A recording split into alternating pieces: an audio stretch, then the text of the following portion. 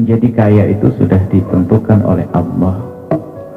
Tapi semua dari kita boleh merindukan menjadi kaya yang berjaya. Suatu ketika ada satu orang fakir. Dia melihat orang kaya banyak berderma, sedekahnya banyak, Nabi menyebutkan sedekahnya banyak dan sebagainya. Lalu dia berangan-angan, saya pengen seperti dia. Lalu dia berusaha untuk menjadi orang kaya, tapi ada contohnya. Maka dikatakan, biarpun dia tidak menjadi kaya kok mati duluan, dia sudah mendapatkan pahala yang sama seperti dia. Gitu loh. Jadi kalau sukses beneran, maka dia telah benar niatnya, maka dia akan sampai seperti dia. Jadi yang penting saat ini adalah kita bercita-cita kaya itu tujuannya apa.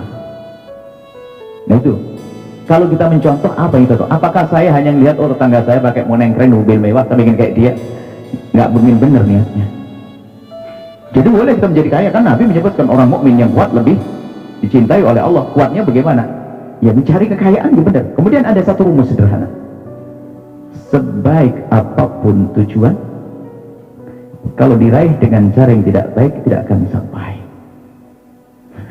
Ayo, bangun masjid bagus atau tidak?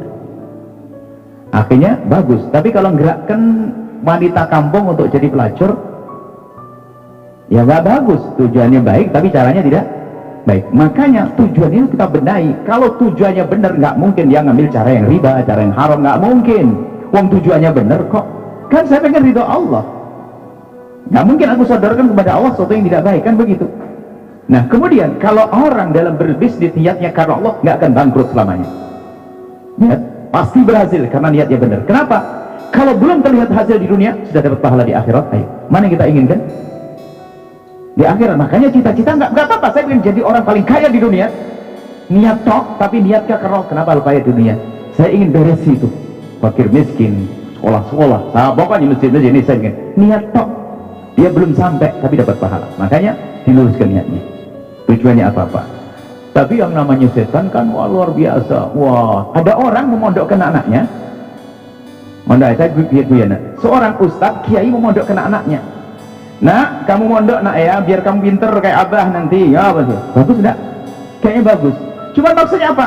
Biar kamu bisa megang mimbarnya abah nanti. Tuh, kok mimbarnya abah? Kebesaran bapaknya dia. Niatnya salah dia. Bukan karena Allah, niatnya hanya pengen mempertahankan tahta ayahandanya yang kiai gede terkenal. Loh, kelihatannya makanya niat itu penting.